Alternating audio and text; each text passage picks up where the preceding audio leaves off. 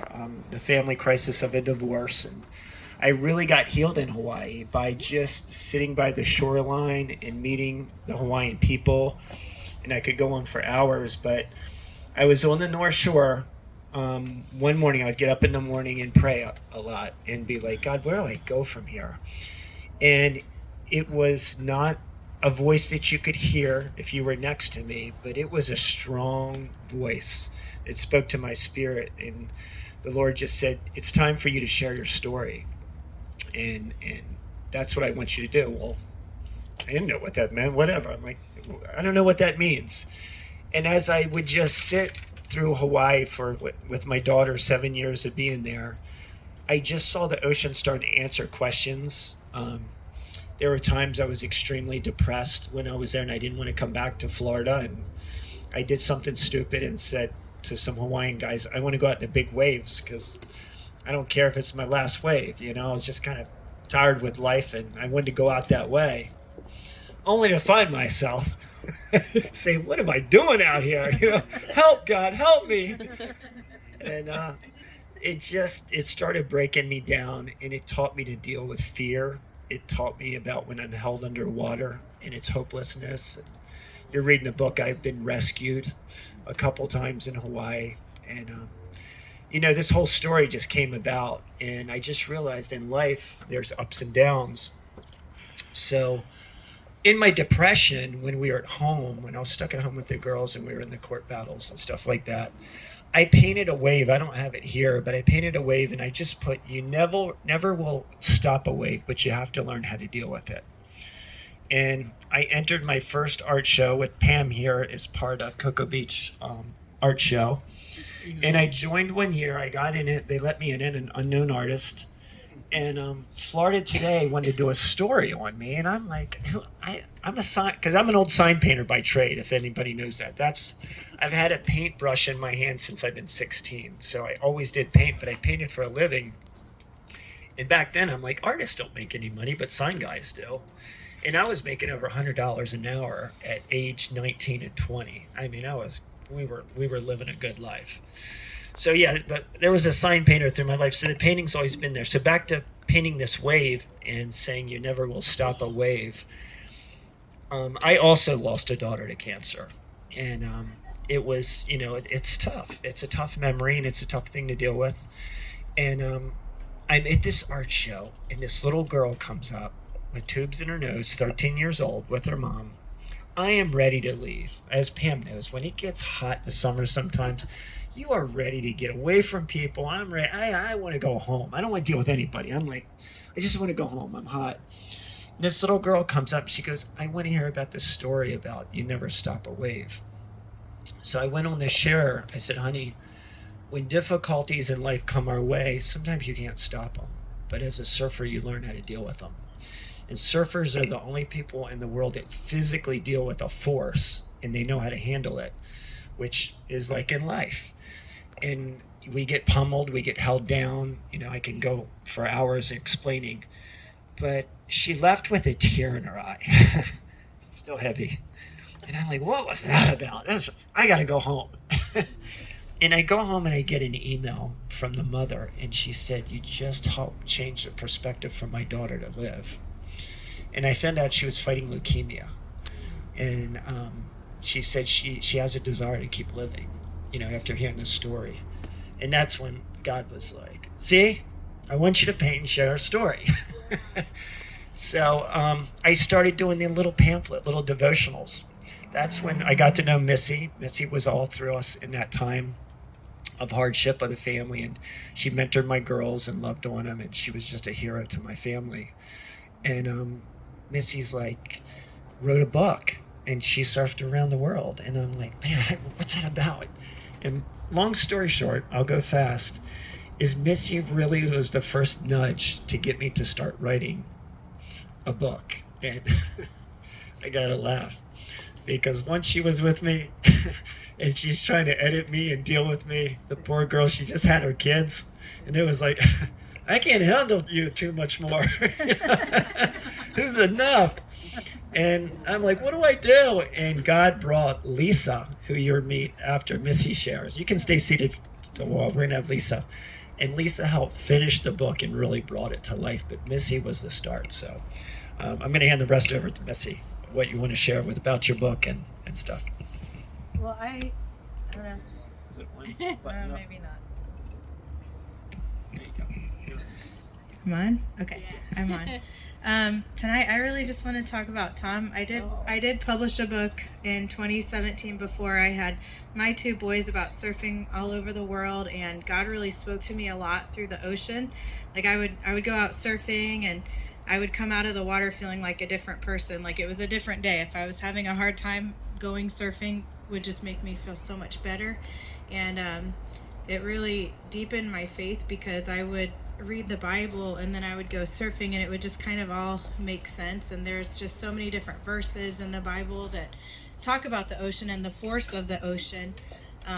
But when I met Tom, he really impacted me, and meeting his girls, and just when I first met him, I didn't know any of the junk that he was going through and just the way that he was walking through it. Once I really found out, it was just very inspiring, and I feel like ever since I've known him, he was involved with Christian surfers, and he just really glorifies God with everything. And I think that's been a really strong thing in his life that's gotten him through the hard times. But yeah, when he told me that he was thinking about writing a book and that God had put that on his heart, I was like, you have to do it. Because I mean, I could sit and talk to him for hours. He's such a good gifted speaker, and I feel like he's so real, and but he has so many deep stories, and I'm like, you just got to do it. And he's like, but I'm not a writer.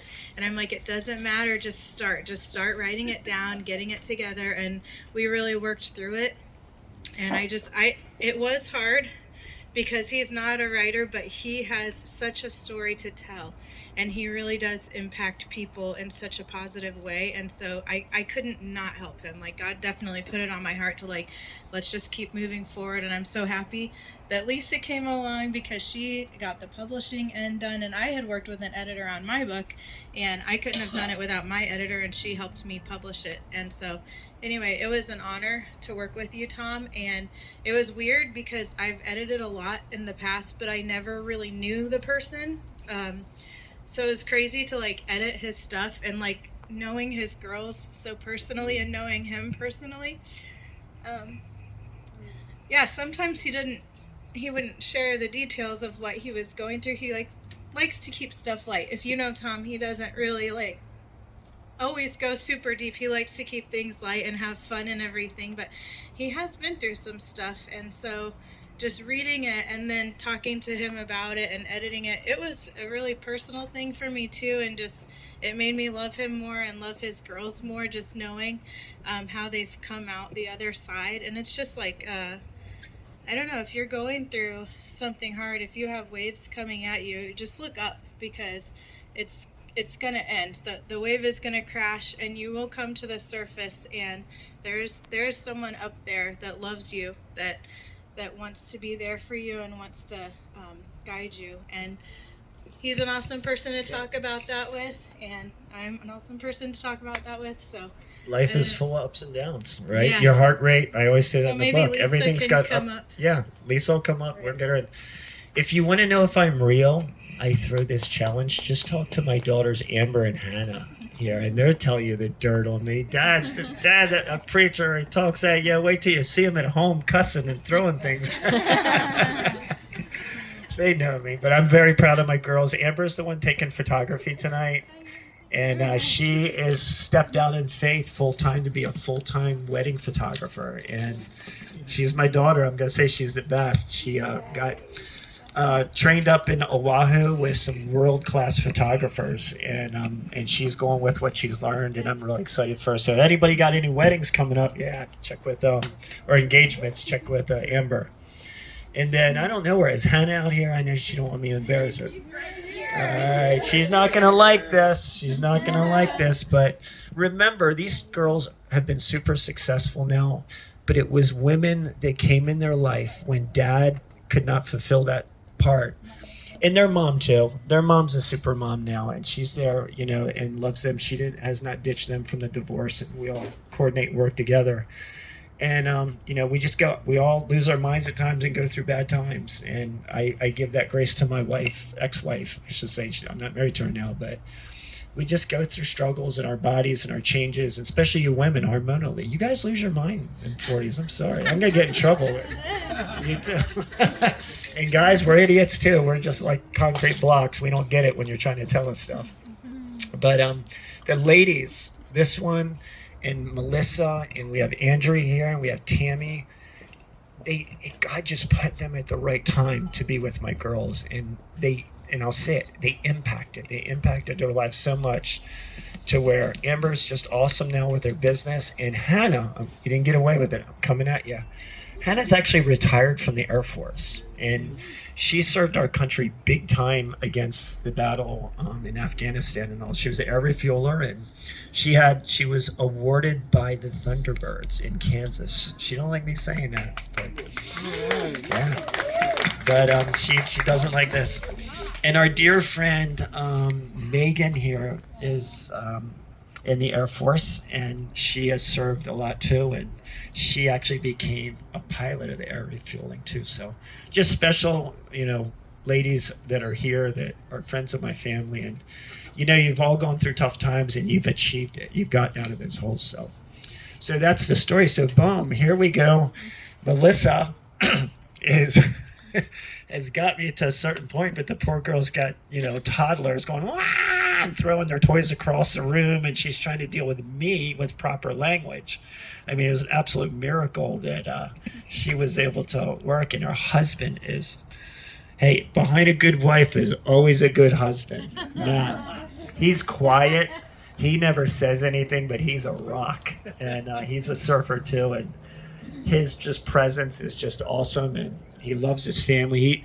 Any guys that want to learn how to be a family man, go talk to that man. I watch him, I see him. He's just incredible, and raising up a beautiful family. So here we are.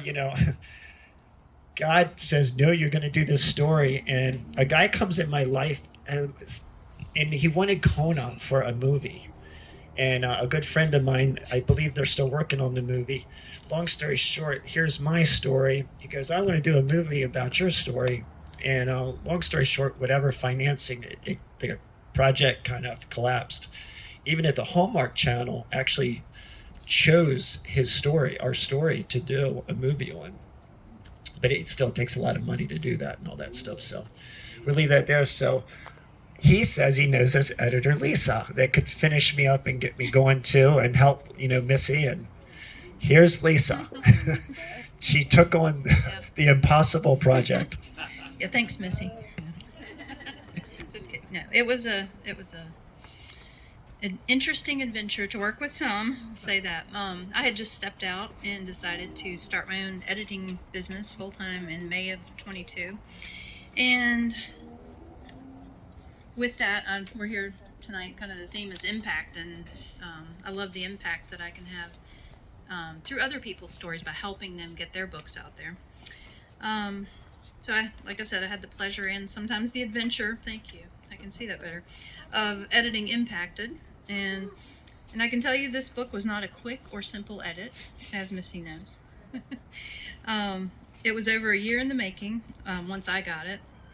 And it was a year of sorting out events, connecting timelines, and occasionally deciphering Tom's unique way of describing things.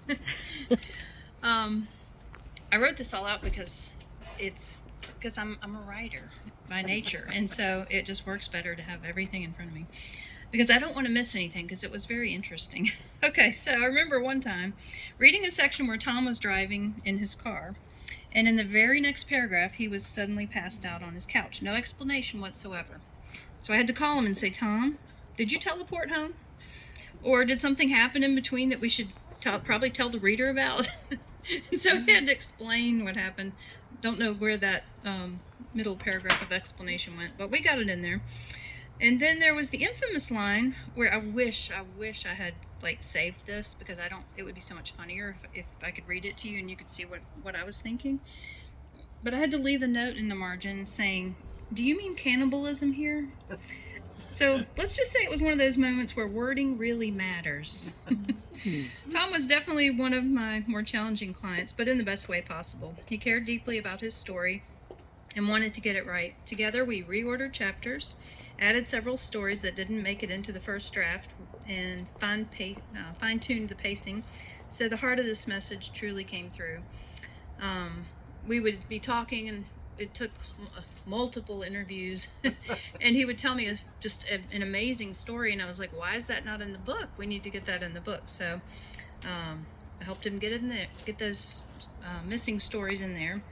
And we even had a friendly disagreement over the book cover at one point. My daughter probably remembers that. In the car. Like, They had me in a barrel of a wave. Now, Pat, you know I'm not that good of a surfer. The surfboard but they had me going standing up in a barrel. I'm like, that we cannot lie. So I'll admit Tom won that one. And looking at the finished product now, I have to say I think he was right on that. So it looks fantastic the way it turned out. So what I appreciate most about working with Tom is his patience, and I think he appreciates my patience too. His honesty and his heart for people. He poured his life into this book, and it shows. And now, to see how readers are responding, it's so rewarding, I think, for both of us. One Amazon reviewer said, receiving this book from Tom was an incredible gift. I couldn't put it down. Another wrote, this is a book you'll find hard to put down. Another one, Tom's artistic talent, his knowledge and love for nature, his overcoming resilient spirit, and his steadfast faith in the strong foundation of his autobiography. I think I left out part of that. Would highly recommend as a top shelf book. Sorry, that one kind of went off there. But after 13 5-star reviews, I think, and counting, I think Tom is truly making an impact, just like the title promises. So yes, it was an adventure to be his editor, but it's one that I'm grateful for. Watching Impacted go from a rough, raw manuscript to a powerful, inspiring story has been one of those reminders of why I love what I do. So thank you, Tom. Congratulations. You've earned it. So You're welcome.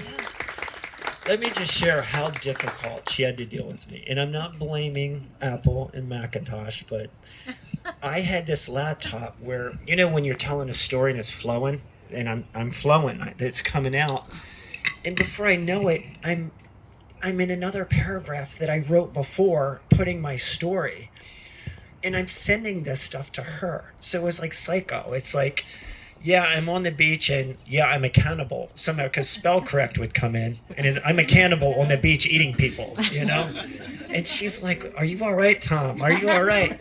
And I'm like, oh my gosh, I don't know. It's so frustrating. I'm typing, and my computer just jumps to another paragraph. And it was just mind twisting. And it was a spiritual, ugly battle. And it made me almost want to quit so many times writing. Well, guess what? It was like a year or 6 months later, I had a problem with that laptop, and I went online to see why my screen went bad. And one of the major problems with that laptop of that year was the tab would connect with the space button and jump to make you go back a paragraph, and it was a recall. And they would give you another keyboard or another laptop. I never knew that. So I was like, oh my gosh, I feel like my sanity's back, you know? So it made it so hard for her, though, because you're telling a story, but then I start telling my story back in the other story halfway through, and she has to pick this stuff out, so.